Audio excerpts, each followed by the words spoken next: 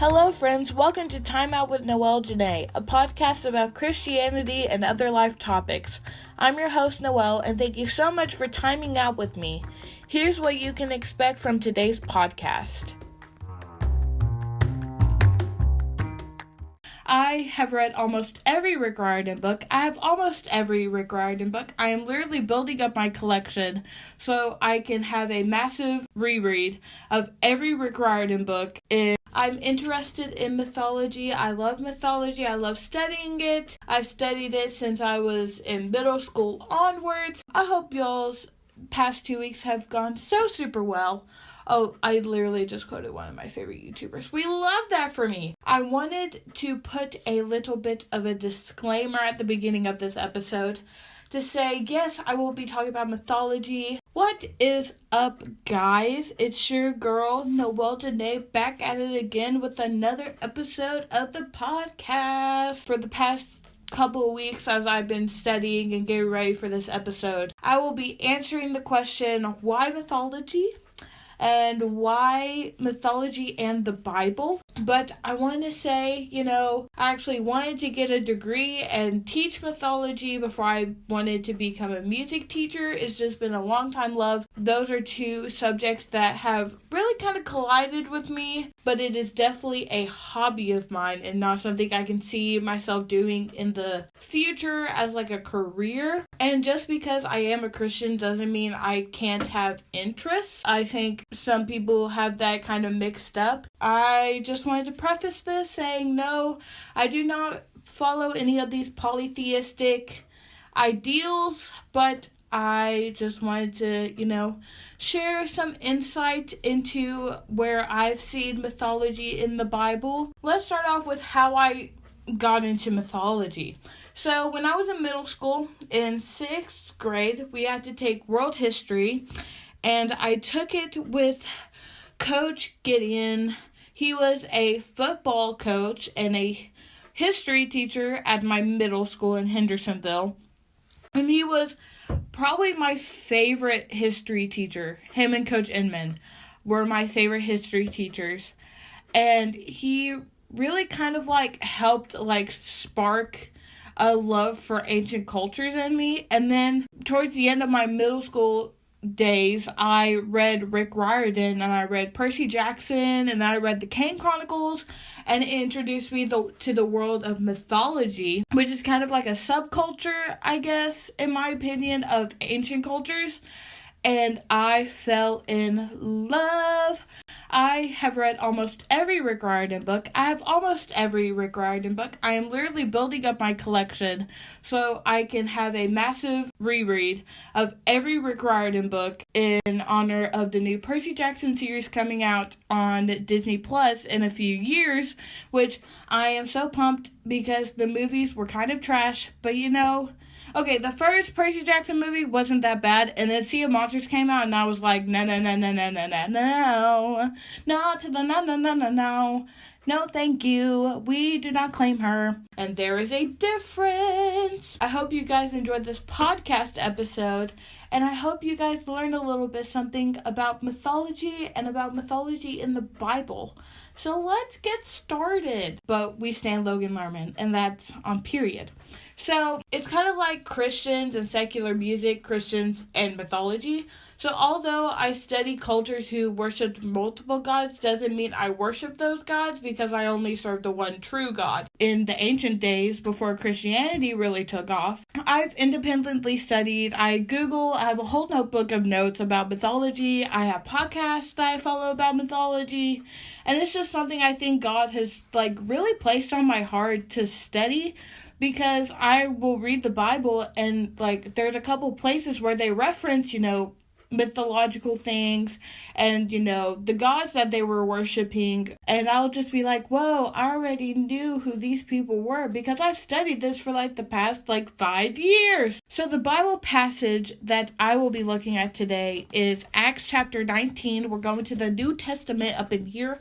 I read from the ESV version. I just love that version. I understand it really well. I also love the Amplified version and the NIV and the Passion Translation speculation as those are coming out. A little backstory to where we are. So that's kind of like my background with mythology. Just something I've loved and studied for the past, 5, 6, 7 years.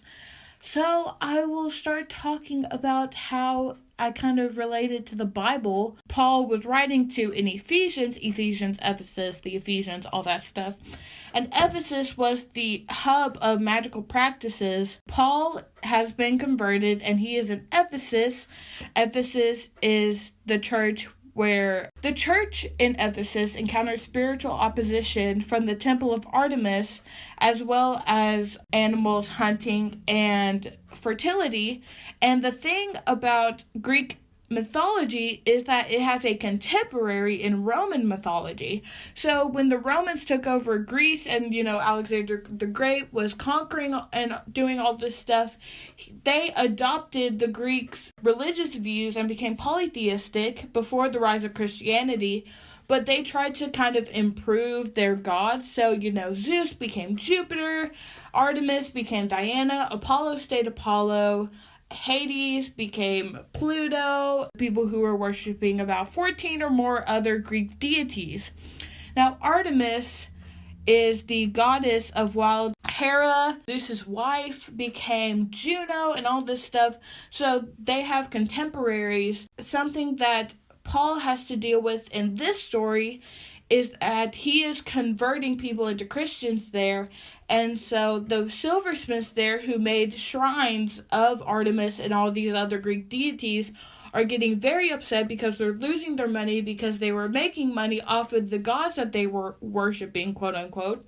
And they're kind of similar to each other, but there are some differences and stuff.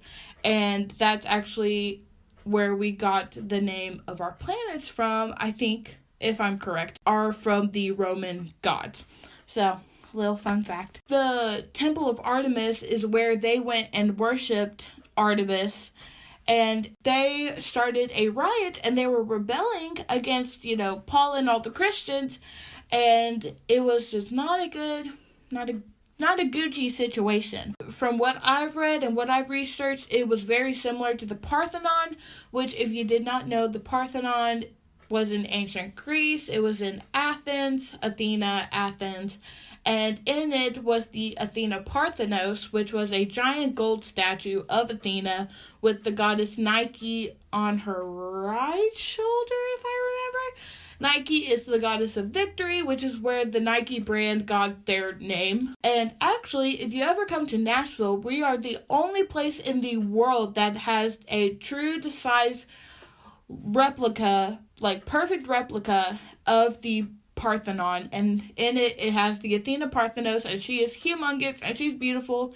And when they were actually filming Percy Jackson and the Olympians Lightning Thief movie, they actually came to Nashville and filmed in the Parthenon, and there's like a whole case thing. But I would not be surprised if the Ephesians blamed Poseidon or Neptune for this, because he is the god of water in Greek and Roman mythology, showing some memorabilia from when they were here and stuff, and it's really cool. Highly recommend when you come. But the Temple of Artemis, it was completely rebuilt twice in the ancient world. The first time it had to be rebuilt because it was destroyed by a devastating flood. And the second time it was rebuilt was because it was destroyed by arson. And I would not be surprised if they blame it on Ares/Mars, the god of war, and, fire, war. What do you really expect? And the final form of the temple was one of the 7 wonders of the ancient world. Fun fact. But it is completely destroyed now, so she gone. And the actual shrine or statue of Artemis is actually wooden. So it's wooden, and it was adorned with jewels, and it had all these little circle ball things on her, which represented her fertility and having many children. It's kind of creepy, but it was the ancient world, so we're not really going to complain about it because they're all dead. And historians believe that this wooden statue is more similar to the ancient Near Eastern and Egyptian type of art than Ephesus, because they were more advanced in Greece and Rome and stuff. They were more advanced in their artistic. They were doing sculptures and stuff, and why would you have this wooden statue when you can literally make another one out of stone? So going from a polytheistic view of trying to please many gods who had many different areas of a person's life to following this monotheistic God. But the reason they had a wooden statue was because in Acts 19:35, the Ephesians thought that the image had fallen from the sky, and in some translation it names Jupiter out and says that he sent the statue down to Ephesus for them to worship. It's kind of an evil thing because, the Bible says that money is the root of all evil, and of course they're losing all this money because people are now following God instead of the little tiny gods, plural.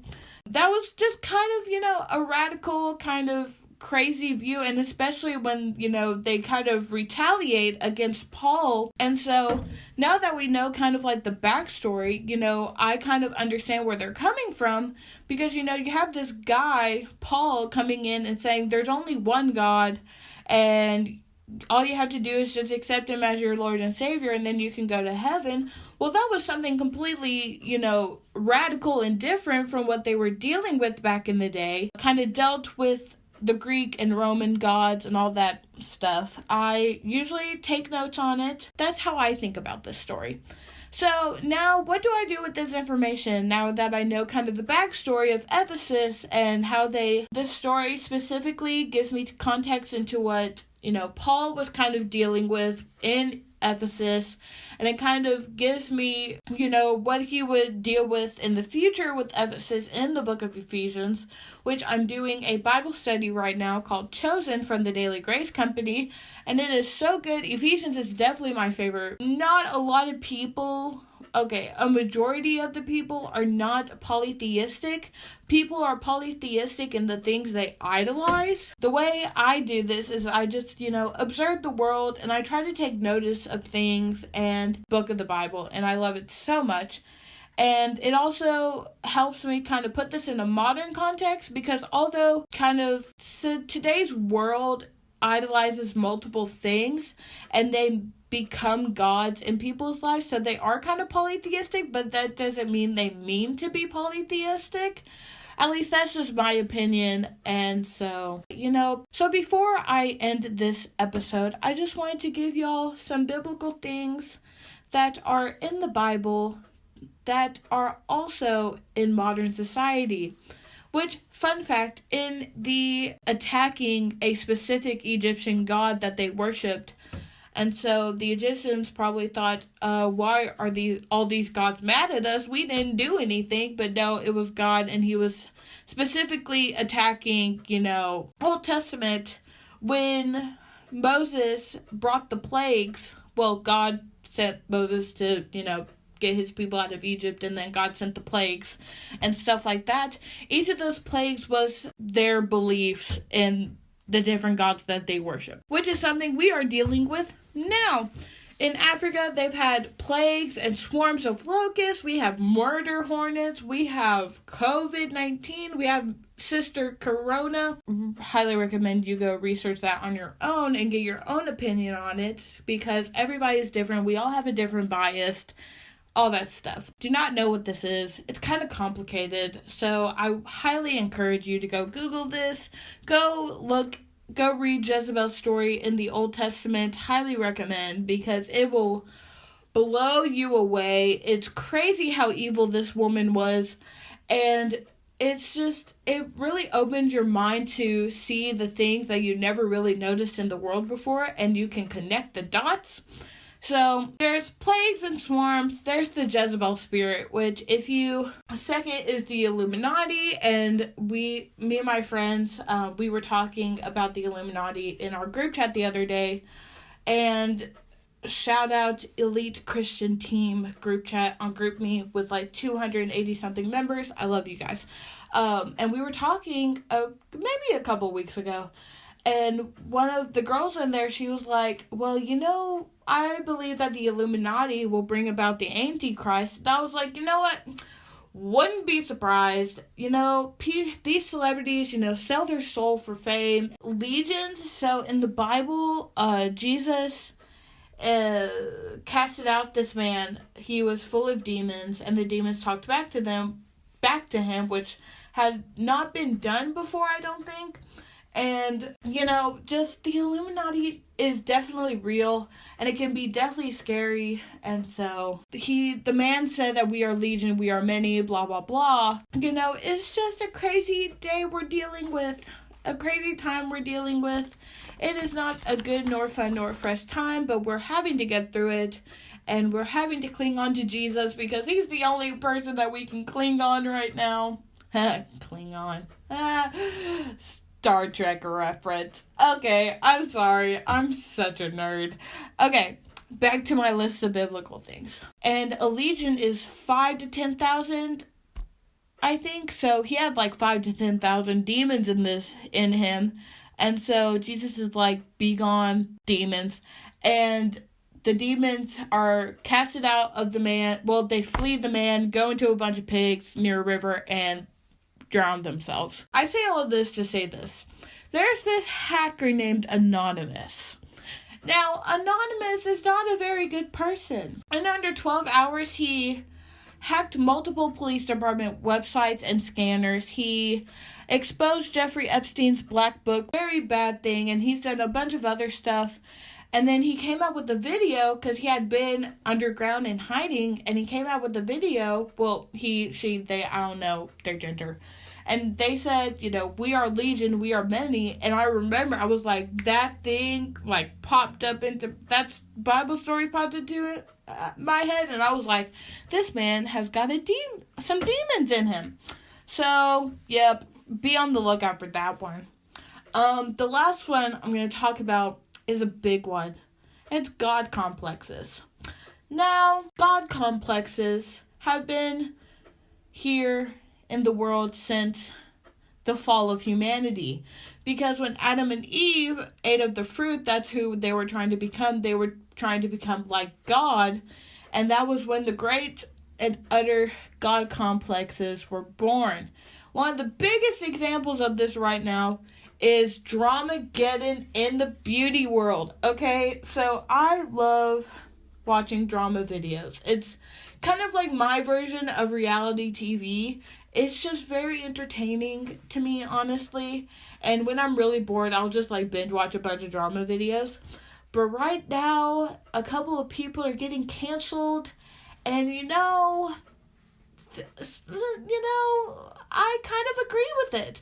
One of the people, I'm not going to name them, but if you Google it or look it up on Twitter, you'll know who I'm talking about. But one of them thinks he's God, honestly, and he has brainwashed his fans into believing that he is a god. And so now, he has done a lot of shady things in his past. He's associated himself with a lot of bad people, and he has come out and he has convoluted his whole story, and it's just a bad situation. And he believes he's God because he has all this money and he can pay all these people off, and he has all these receipts, allegedly, which I don't believe he really does. And he thinks that he can't get canceled.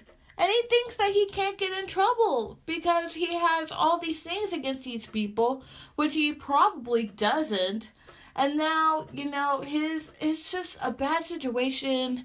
And this is the perfect example of believing that you're God because you think you're invincible and you think that you can't be touched, when in reality you can, and it will probably not end well for him. I'm just going to be honest. So, that's a good example of a God complex, and probably will. I hope you guys enjoyed this episode because I really enjoyed recording it. I loved talking about my love for mythology and my love for the... Welcome to this episode segment of Songs of the BiWeek. This is a segment we have on here that just lets me give you guys a couple of song suggestions that have either gotten me through the past couple of weeks, or I am expecting them to get me through the next couple of weeks until the next podcast episode. The songs of the BiWeek this BiWeek are Never Lost from Elevation Worship featuring Torrin Wells. This version, guys, it is so good. I love the original, but this one is like, they took it to a whole nother level. And Torrin's vocals on this come through. I love this song. The modulation, I put it at the same standard of Darlene Zschech and Hillsong Worship in the early 2000s doing Shout to the Lord, aka the most iconic modulation in the history of Christian music. I love Never Lost. I love this song so much, and I love the album. Graves into Gardens is one of my favorite all-time Christian albums right now, and it is just so good and so, I just love it so much. And the second song of the BiWeek is Outro Ego from BTS, specifically J-Hope or Jungho Suk. I will have a podcast episode out soon about my love for K-pop and just a big old rant of why I think K-pop is such an underrated genre of music. But this song is such a bop. It's a bop and a half. Highly recommend. I love it so much. I like to play it when I'm driving on any trip because it just kind of gets me hyped up, and the bass is always booming. And I have a very strong bass in my car, which my car is actually named after J-Hope, and I will explain to it in that episode unless you have seen my Instagram post about it. But yes, 2 bops I've recommended you here today. I hope you listen to them. I hope you reach out to me and give me some song suggestions, and I will definitely listen to them, and they may end up on songs of the BiWeek. So I hope you enjoyed this section of the episode, and let's finish it.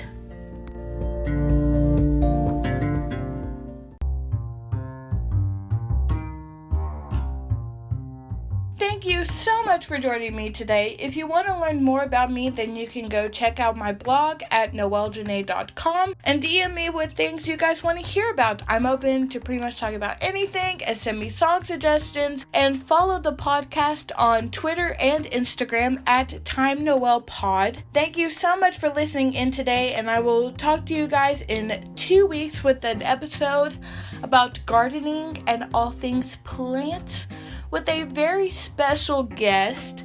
Be blessed and highly flavored, friends. Goodbye! And you may hear them in songs of the BiWeek